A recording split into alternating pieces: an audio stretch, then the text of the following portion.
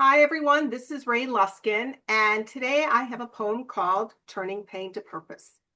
From brokenness, we rise anew, a journey tough, but worth the view. Through darkest nights and endless tears, we heal, we grow, we face our fears. Our pain becomes the path we take, turning sorrow into steps we make. From deepest depths, our strengths emerge, turning pain to purpose, our hearts surge. With every step, we find our voice. In pain, we learn to make the choice to rise, to heal, to stand and soar, turning pain to purpose forevermore. And thank you. I am Ray Luskin, and this is the Creative Activist Turning Pain to Purpose. And I want to welcome my wonderful guest and friend, Carrie T. She's an art therapist, a life coach, an award-winning author, a singer, songwriter. She has so many things on her resume. Her memoir, Seduced into Darkness, received national recognition, and the music she created with her husband just won 2 awards in New Mexico this summer. She's also the creator of a course, Mining Inner Wisdom, which helps people access their authentic voice and healing through creativity. Beyond her private practice, Carrie has stepped into the arena of activism through politics, legal action, and media, and is now turning toward more community gatherings, concerts, and workshops to help people engage their imagination and creativity as a pathway to healing. I'm so glad you're here, Carrie. Thank you for coming. Thank you. I got emotional hearing that. Oh, You know what it's like to come forward in different ways to try to give voice to survivors, to try to support seeking justice, to access our hearts and our wisdom, to heal and rise above. It's quite the path, it is the right? path. Oh, yes. So, in your 90-second commercial about your path, because, or your past, I should say, because as everybody knows, this is not a story about your pain. It's about your healing. Mhm. It's about your Yeah. activism. It's who you have become because of it and through. Mm. So, Well, okay. Well, let's see what I can do in 90 seconds. I had an experience when I was in college of navigating immune system breakdown based on being on antibiotics for 4 years for my skin. Remember, they used to give that out like candy in the 70s, and we all wanted our clear skin and didn't know at that time what a disruption it would be for my overall health. So a kind of immune system breakdown collided with turning a senior in college. And just as I was to be making decisions for my future, I was the least resources possible, physically, emotionally, spiritually. And I started having physical symptoms and then psychiatric symptoms, so to speak, panic attacks, really intense depression. And these were new to me. I'd had anxiety. I was a sensitive kid, but nothing like this where it was really hard to function. And so my family, there was a doctor at my college who wanted to put me on medication, and my family said, "Come home, let's get some more consultations. We think this is just a passage you're going through." And we did our research, and sadly, I wound up in the office of a doctor, Georgetown educated doctor, who within a number of months really started shifting the focus of the transformational work to what he wanted from me. Started offering paying for my schooling and really kind of lured me into this relationship that when it actually began in a very inappropriate way, I was so hooked at that point and so gaslit in a sense of what my truth was. That was the opposite of what therapy should be about. So, very long story short, I went through a whole journey that was really shattering and wound up in a hospital where I was really encouraged to take action against him. Fortunately, the doctors were very responsible and said, if you don't take action, we will. And so began this journey of taking my doctor to court to hold him accountable. And That was, in a nutshell, it was a very long, drawn out process. Right. That then led to me getting politically active when I found out he did it again, to then doing news broadcasts. Again, I would never have spoken about it publicly, I don't believe. It was in the papers, but I didn't want to talk about it until I found out he did it again. And yeah, I was 21 when this happened. So it really changed the whole trajectory of my life. But as you know, when we go through these traumas, it's like it really sends you on the hero's journey in a very deep way, changes your whole focus. Right. And so that was sort of the impetus Yeah, all right. of, But yeah, let's go on to actually your recovery and your healing. yes, So, I mean, yes, that's I mean, your story is deep. I mean, for me, it was like obviously the art was really important to you. Yours is music, and that was huge. So, I'd love to hear more about yeah, your impetus and the most profound moments in your healing. sure. Well, I would say the most powerful moment in that early time was I was in a hospital. I was not safe to myself. I was very shattered. Uh, didn't trust myself, didn't trust other people. It was a really disorienting experience. And I was in an art therapy group, and I created this spontaneous image that it was just like my psyche speaking to me, my psyche speaking to me in a way that none of my words had been able to express. And anybody reflecting back what they heard me say wasn't able to have such power as looking at this image that really spoke of the shattering. It was like a part of me was speaking that I didn't know I had access to. And as I was slowly going back to the art room, and more images would pour out. And it started giving me this sense of this expanded sense of self telling my story that was not the narrative my brain wanted to tell. I totally And understand that. I mean, I did the same thing, as far as I had a therapist who kept saying you have to draw. I hadn't done any drawing or painting in 12 years, and I was like, okay, you got to do this. You got to do this. yes, But when I started getting it out, I had a painting I called caning because I was caning my lost innocence, or then yes, the one with all the negatives in my head, was like, my hands over my head. Oh my God, I'm broken. I'm worthless. Those things, because those uh-huh. words we tell ourselves when we've Mhm. experienced this pain. Well, it feels that way. You Right. feel broken Yeah, for you do. sure. Yeah. So I totally relate Yeah. to that. So go on. Sorry. So it was that feeling like I started getting some traction. It took a long time. I was very, very depressed. And I was also still really sick from this immune system, undiagnosed immune system issue, which took a long time to really come to terms with and to be diagnosed properly and treated.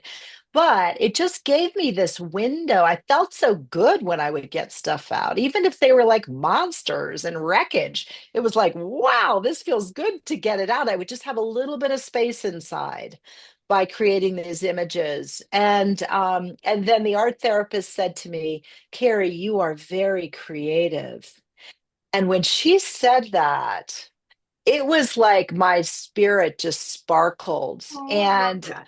it was amazing because it was like I thought I had lost everything. So to be told she could see my creativity just was like this lifeline. And because I'd been abused by a therapist and really gaslit, it was very hard for me to trust therapists. But I could start to trust the imagery that was pouring from me. That's beautiful. Do you still have any of your imagery? I'm curious. I do. I have a lot of it. Absolutely. And it's interesting to look back on. And as you see behind me, can you see It's my fuzzy. table Yeah. back there? Okay. So I still am a regular, I call it doodling. I did go on and get a master's degree in art therapy. And a lot of that, it was just really a call. And again, that's one of the things about trauma is it's so devastating and disorienting, but it can also just lead to just this rebirth of really gathering all of your resources more intentionally. And so it was like rising from the ashes with these images. And then now I have such a trust in that when I offer that to clients about what's inside of them that could be expressed very simply in images that could give them some space inside to remember who they are. Oh, I love that. That's a great way to say it.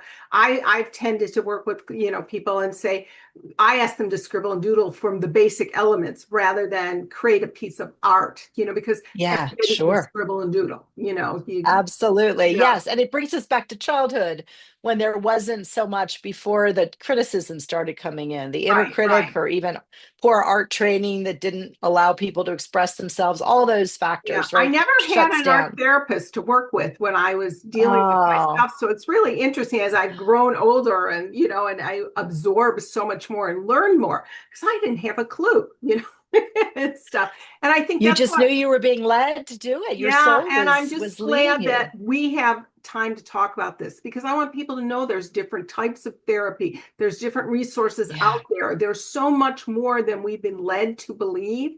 And yes, in the old days, art therapy was not it was not recognized like it is today, Mhm. So I'm older Yeah, than now we have you. licenses. I'm a Yeah, licensed art therapist and a registered art therapist. And, it wasn't recognized, but that right, was from the medical model orientation. The reality is people have been creating images to connect with their hearts and souls forever, right. right?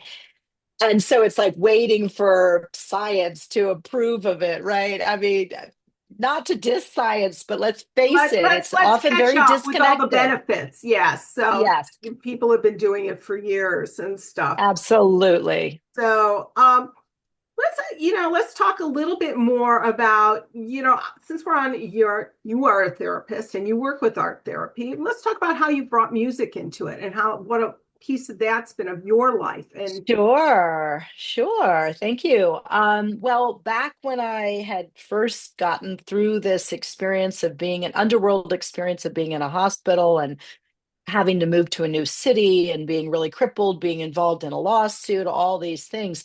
I just found I used to sing in choruses, or I just loved music growing up in the 70s, the singer-songwriters, the funk music. And I really had this feeling of like, I need to start performing. I need to find my voice and perform. It just felt like I need to get back out there and claim my voice. So I knew this, early and did some work when I was in Baltimore, performing around Baltimore, and then moved out here to Santa Fe, married a musician who I actually met in Baltimore.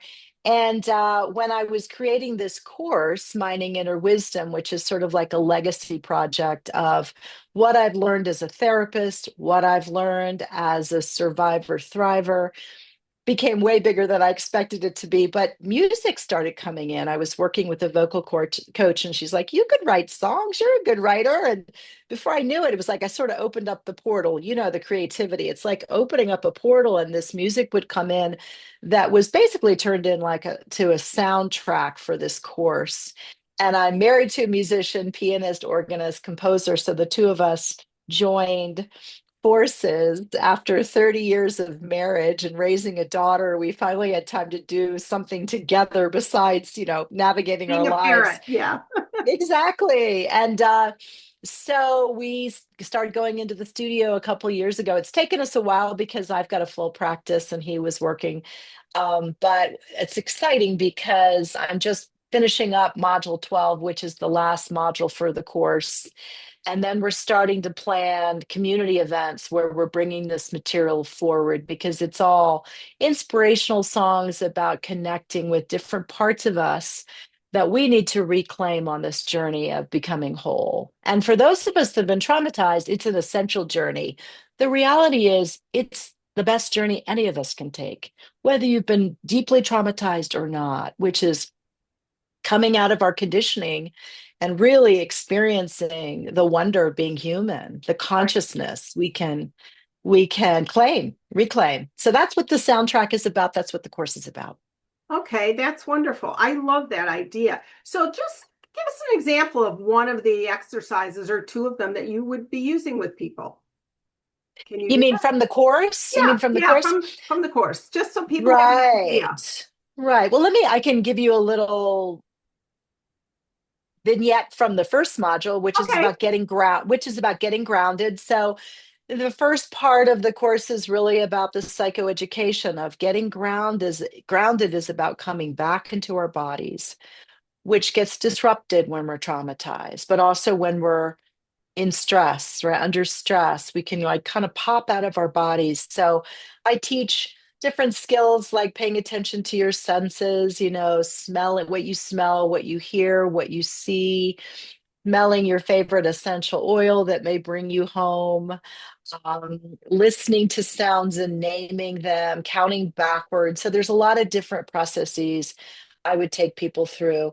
And then I go into the part of each module that really activates the right brain. So that's more for left braining understanding, right? Right.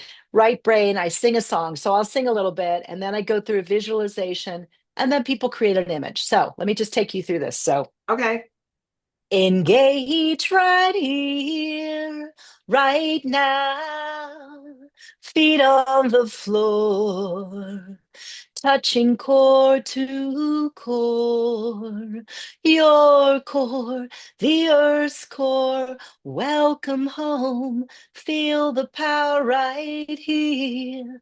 Feet on the floor, touching core to core. So that's just one verse out of the song. Okay. Well, I can tell you for me, or I could feel the energy in my feet, you know. Perfect. Yeah, Yeah. absolutely. And That's what it's meant. yes, Yes. yes. And and I think we have to be taught to do these things because we don't. We stop feeling.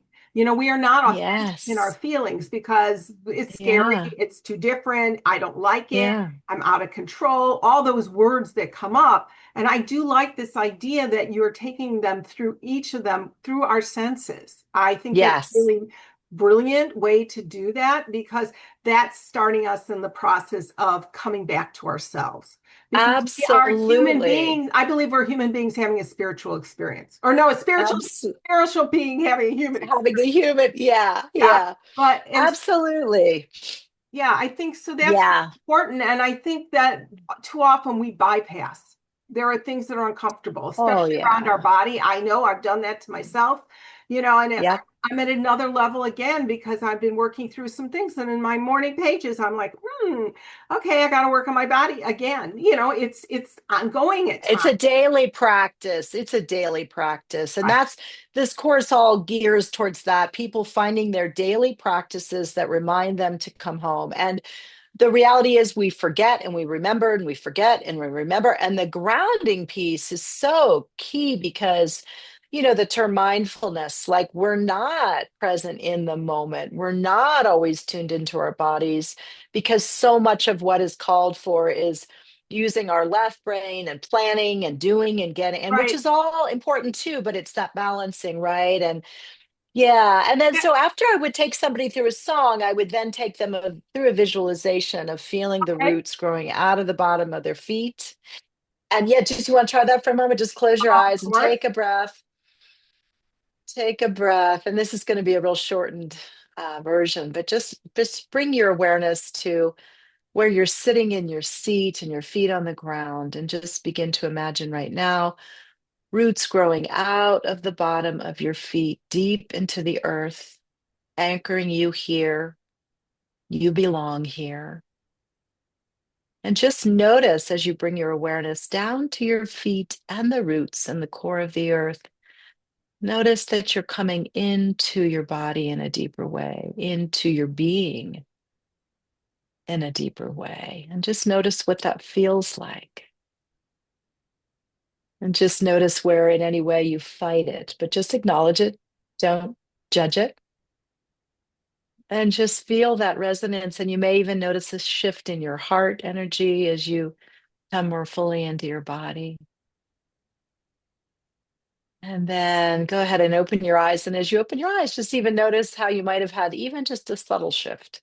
Right, right. I love it. So I'm connected to nature. I'm a tree hugger from way back because that is how I connect out in nature. Yes, And I will yes, take my all walks where I will sit there and listen to the birds, feel the wind in my face, just with yes. all my senses.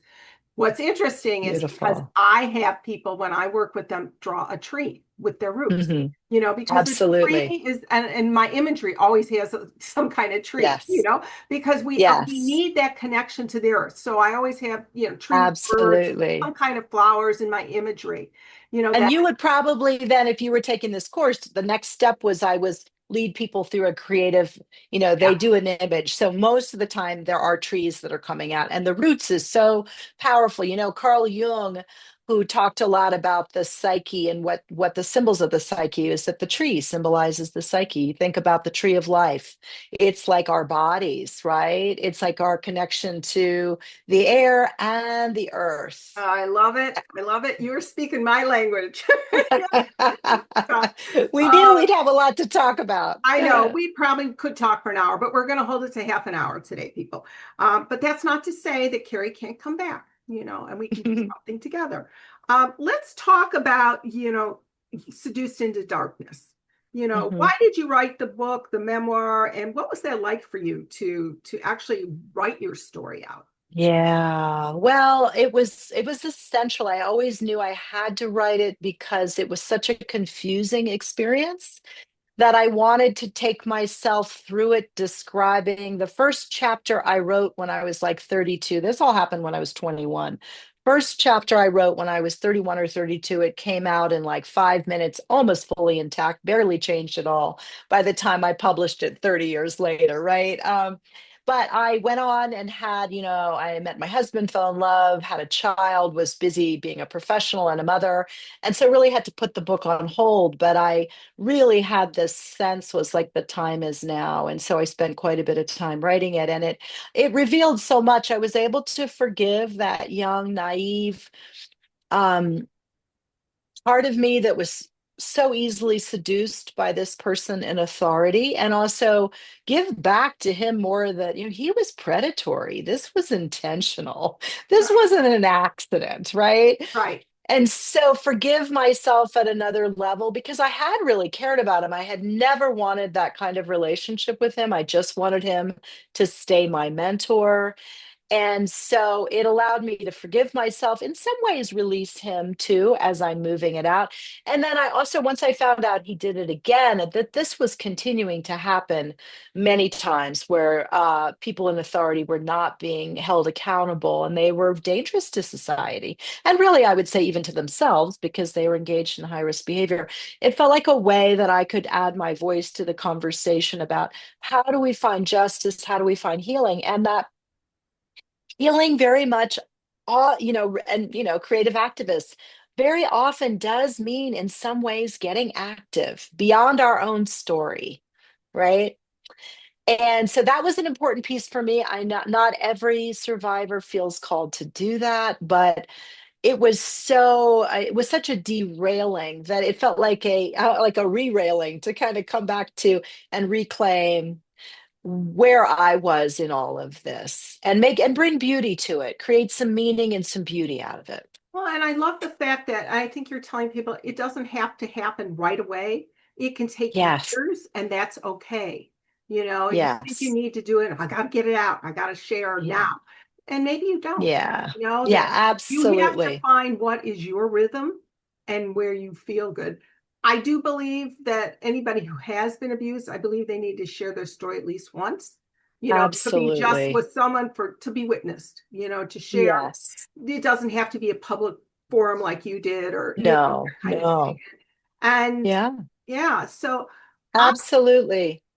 okay. I'm curious, you said you wrote it, because especially because he did it again and Hmm. stuff. So what was it like for you to go to court? I mean, that is not something Oh, I even considered, it ooh, wasn't done. I mean, everything was, right. it's a secret, it stays in our family, no one needs to know, Yeah.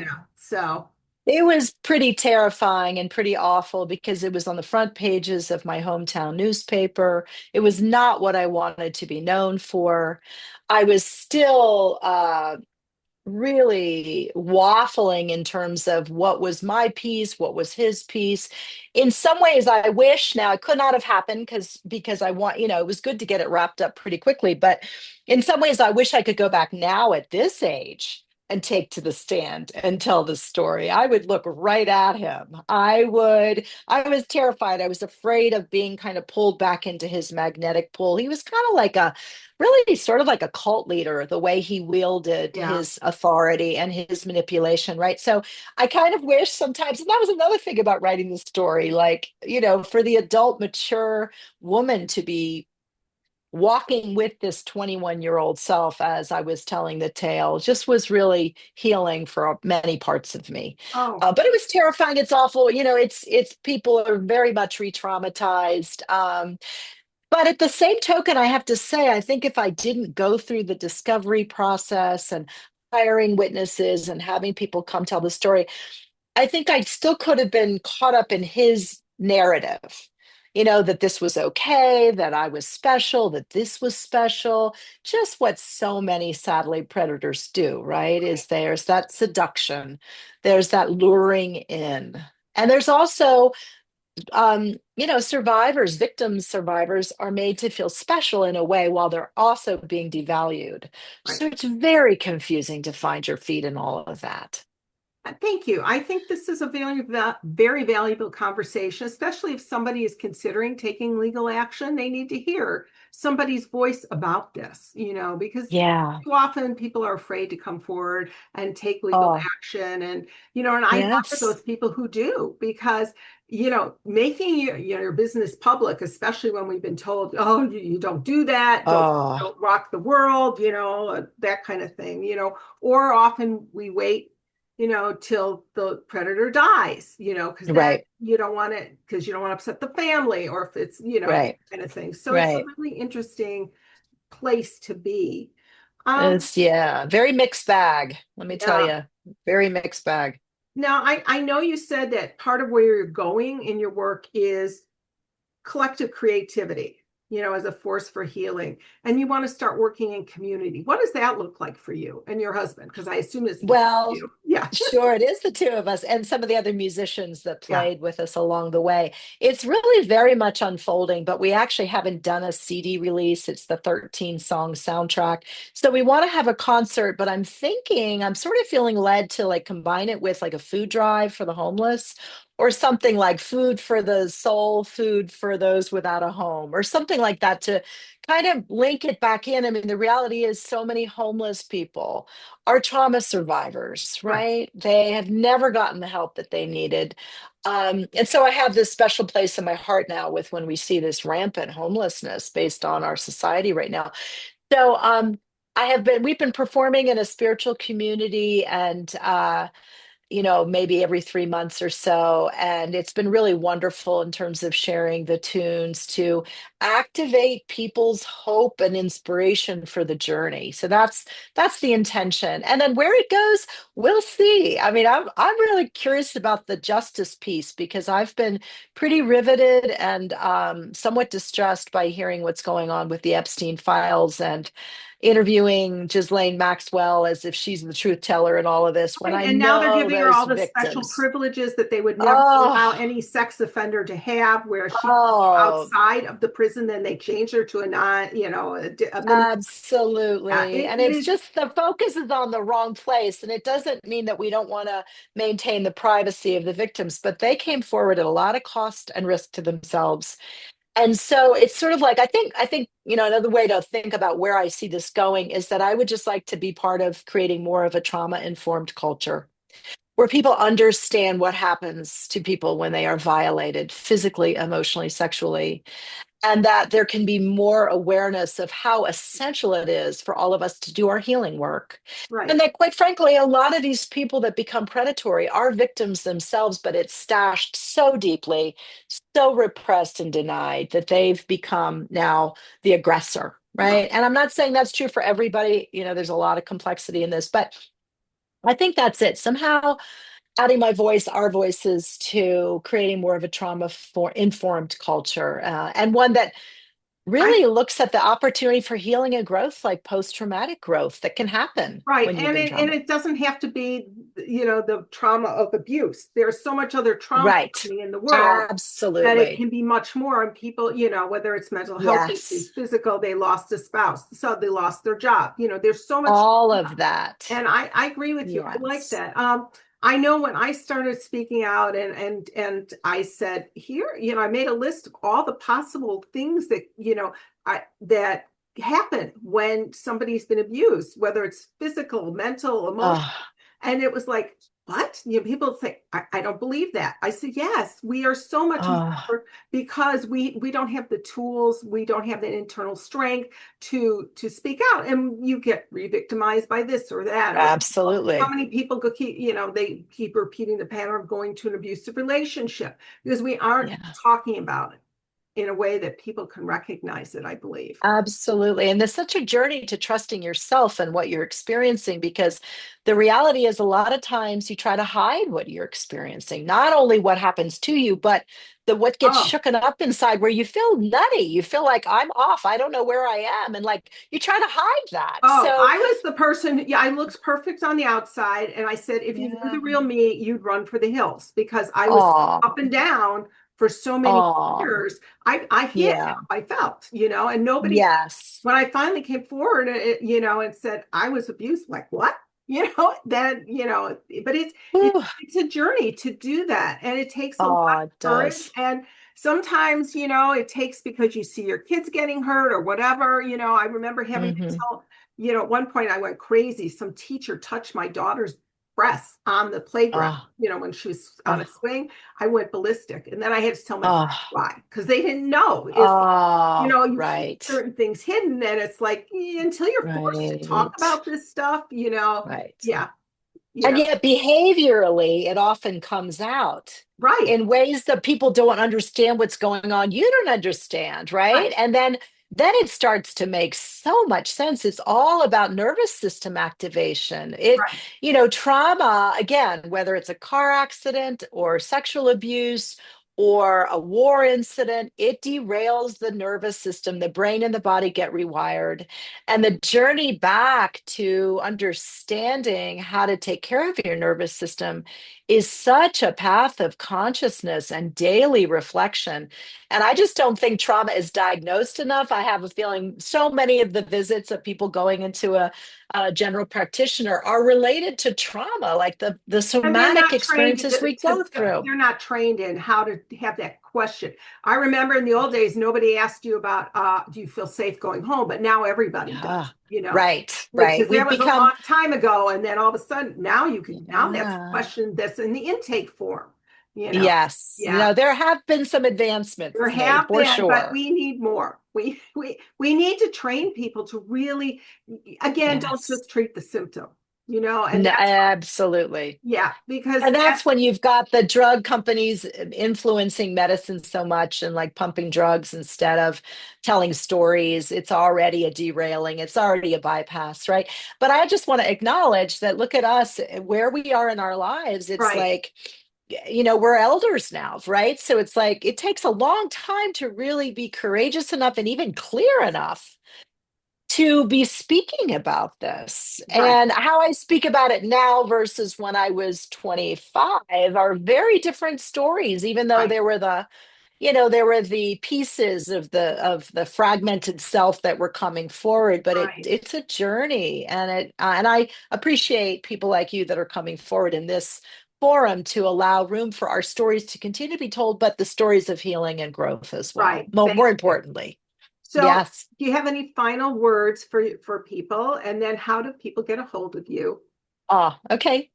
Final words for people, just that if you can take your journey, whatever's happened to you, as an invitation to be on the hero's or heroine's journey to wholeness, and that the obstacles, the dragons you have to slay, the mountains you have to climb are all part of it. But let yourself get support, educate yourself about the nervous system and post-traumatic growth, and it will change your life. But don't try to do it alone. You really, it's so much better to try to heal in community and in relationship to others, and that's an act of courage to even share. So not an Thank, easy journey, but worthwhile. To reach me, you can look at me online or look me up online, carrieishee.com, Carrie, Ishee, Ishee.com. And you'll see about my course. You can also find our music, Mining Inner Wisdom, on Spotify. So that's free to download now. And please sign up for my blog. I send it out every 2 weeks, just kind of talking about these topics, Ray. We got to keep it in the light, I know, right? I totally agree with you. And that's what I so admire about you. So, And for everyone who's out there who has been suffering, Carrie's Yeah. story and work remind us that creativity is not just about making art. That isn't the piece Right. of this. It's not about being a great artist or great musician, No. songwriter, or whatever. It's about reclaiming our authentic voice, standing up for Beautiful. justice, and finding healing in community. And I think that's a Mm. big piece of it too. From her memoir and her music and her workshops and activism, Carrie shows us what it means to turn pain into purpose. I hope her journey inspires you to explore your own creativity as a pathway to resilience, transformation, and ultimately healing. Thank you for joining us today. Until next time, remember your story matters, your voice matters, and your Mm. healing can spark healing in others. Thank you. Beautiful. Thank you, Ray. Thank you.